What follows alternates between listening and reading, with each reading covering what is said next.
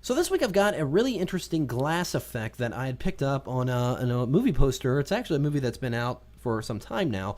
It was called Children of Men with Clive Owen. Rather interesting movie, to say the least. But the image that I saw this movie on, it was actually a wallpaper image I saw online, was a really interesting effect of the subject, and it had broken glass, like he was looking through a broken window, and you could just see the subject kind of through the broken glass, and there was all this, the cracks in the glass on the window and everything like that. Looked really interesting.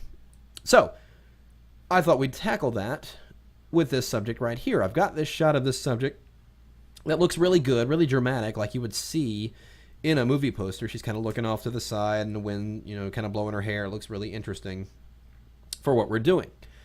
So we have a stock image of this cracked window right here, and it's just black. It's a black and white image, so it's going to work perfectly for what we're the effect we're trying to generate here. So I'm going to go ahead and drag and drop it over into my layout. I'm just going to hold the Shift key down so it just drops it in the center of the layout, and we can minimize this document here. Now, to make the cracks of the glass visible and leaving the background so we can see our subject, it's just a matter of changing the blend mode of this layer. I'm just going to go under the blend mode menu here and change it to screen, which is going to make all the black areas invisible and leaving only the white areas to be seen over our subject. So now it looks like we've got this cracked window over the subject, but we're not going to stop there. First off, I noticed that the hole in the glass is not lined up with my subject over here on the right side. So we'll simply go under the Edit menu, and let's go to Transform and choose Flip Horizontal. Now, got much better. The hole is over my subject, but I'm going to take it a step further and even go ahead and under Edit again, and then choose Transform, and this time choose Flip Vertical. And this is the beauty of it being a pretty abstract image, like an image of broken glass, because we can see it from any angle. So there's really no right or wrong way on where we need to position this, just whatever works for this composition. All right. So now that's looking pretty good with the glass. Now what I want to do here is actually cut out a larger hole than there is in the existing in the glass, because I actually want to see more of her face through this broken glass. So what I'm going to do is go and grab the polygonal lasso tool, and it's going to actually use these cracks that kind of come out from the center of the hole here, and just start a selection.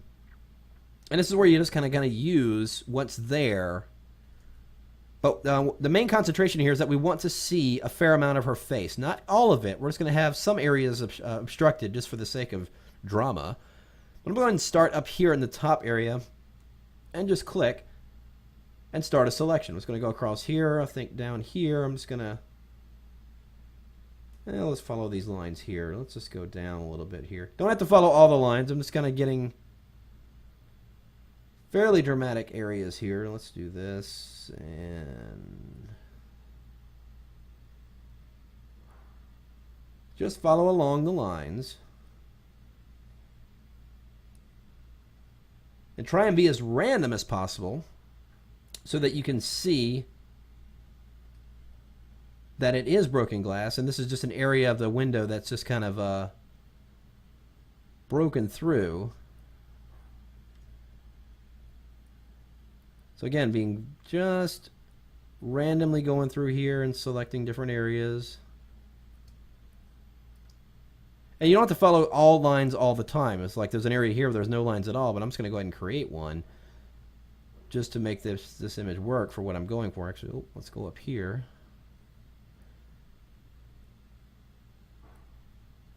Something like that. So we got a fairly good, good amount going on here. Well, I'm going to go ahead and add a layer mask to this image, and since I have an active selection already, I'm going to hold down the Option key, that would be Alt on Windows. As I click on the layer mask icon, it will hide what is ever actively selected, just like that. So we can see that that area is getting kind of knocked out, and looks like we can see more of her face. Well, this broken glass image doesn't really seem to work on its own. It really is clean, other than the cracks and little nicks in the glass. It would be really clean glass, and in the image I saw, the glass was actually really kind of grungy and dirty. So I'm actually going to use this texture here that I have. Again, a simple stock texture that I found. That's got some kind of a brushed element to it, really dirty. I think it's gonna work just fine for that. So let's go ahead and take that, drag and drop it over as well. And I want to use more of the brighter areas of this texture. So I'm actually going to scale it a little bit by putting it in free transform. I'll press Command T and let's just scale it up here a little bit there. There we go.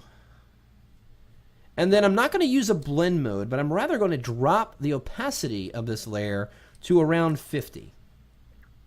And let's go ahead and bring that layer beneath the cracked glass layer in our layers panel here. So we've got that texture in there, and I need to go ahead and knock out the same area we did on the glass layer on this textured layer. And to do that really easily, since we've already made the layer mask here, if you hold down the Option key again on Mac, Alt on Windows, and then click and drag that layer mask to the layer just below, and it will go ahead and basically copy and paste that layer mask to the new layer. Now we can see that the glass looks kind of pretty good. It's got kind of a dirty grunge to it, which is really the effect we're going for. It's looking pretty good. Well, let's go and take this a little bit further. I'm going to go ahead and reselect the glass layer, and I'm going to go ahead and put a layer style on this. Actually, no, let's go ahead and put it on the textured layer. That'll work. So with the textured layer itself selected, we're going to go into the layer style menu and choose bevel and emboss. And we'll just move it so we can see what's going on here. And I'm going to go into the technique here and change it to chisel hard and really bump up the depth of this. Now I'm going to go ahead and drop the size down. I don't want the bevel to be too large. Right now it's a little big. I'm going to actually drop it down to 2. And let's just play with some of the positioning of the lighting here. So we get a nice bright edge on there. So that's looking okay. But I want to enhance those edges a little bit more by adding a contour to this. Notice we've got the bevel and emboss selected. I'm going to add the contour on here and then go inside the contour menu and choose the third one in the second row here, which is ring double. And that's, you can see that gives that edge, or that glass edge, a little bit more roughness to it. If I turn it on and off, you can see the difference there. It might even be a little bit too much. Let's just try the one next to it, a little single row. There we go. That looks pretty good. And this is, of course, all handled by the lighting in here. So if I adjust the lighting angle in here a little bit, you can see it gives me that much more of an interesting result there. Puts a little bit more dimension on the edge of the glass there. There we go. That looks pretty good. All right. Now what I want to do is, before I click out of here, I don't want to do any more to the bevel and emboss, but I do want to add a drop shadow so we can see. In fact, I'm going to go ahead and move it manually. If I just move my layer style menu panel over, just drag that shadow down a little bit, and this really gives the sense that she's really close to the glass, and it's got the drama of the light being cast on her and everything like that. And I think that looks pretty good. All right. So now we're looking pretty good. We've got the cracks in the glass. I think this area right here really can go away. There's this little tiny sliver right there. I think I'm going to go ahead and get rid of that. Let's get a good sized brush here. Painting with black on that layer mask. I'm just going to brush those areas away so they're not entirely obstructing my subject there. There we go. That looks pretty good. All right. Now, one more thing I want to do. It looks pretty good, but the overall atmosphere and colors really don't kind of mesh together. It looks like just this color, this really bright color photo in front of this really kind of grungy, dramatic glass. So here's an interesting effect to do. I'm going to do a couple of things to enhance the lighting and overall atmosphere of this. First thing is, I'm going to put a new layer above the original layer itself, below these two other layers we've got. I'm just going to grab the gradient tool, and using the foreground to transparent gradient, I'm going to set the foreground color to white. You just simply press D on the keyboard to get the default colors, and then X to flip those colors around. So now we're going from white to black. So I'm going to start in the very middle of my subject. Notice I'm on the empty blank layer here. Drag that gradient out all the way, so we get a nice light area in the middle, and it gets darker as it goes out. And then I'm going to simply change the blend mode of that layer from normal to multiply.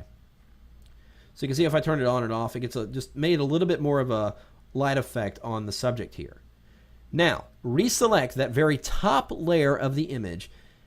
I'm going to hold down the Option key on Mac, Alt on Windows, and then go into the Layer Flyout menu here and choose Merge Visible.